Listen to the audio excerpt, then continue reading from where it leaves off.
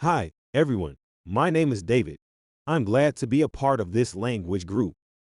Hi, David. I'm Emma. It's a pleasure to meet you. I'm from the United States. Hi, everyone. My name is David. I'm glad to be a part of this language group. Hi, David. I'm Emma. It's a pleasure to meet you. I'm from the United States. I'm Nathan. I'm originally from Canada, but I've been living in Spain for the past year. I'm Nathan. I'm originally from Canada, but I've been living in Spain for the past year. And I'm from Australia. And I'm from Australia. That's really interesting, David.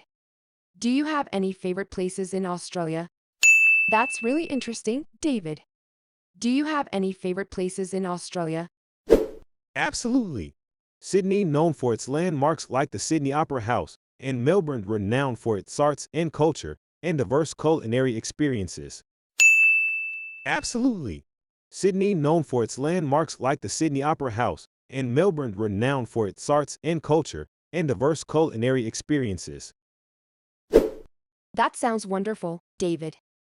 By the way, I have a class in the afternoon, and I was thinking of grabbing something to eat beforehand. That sounds wonderful, David.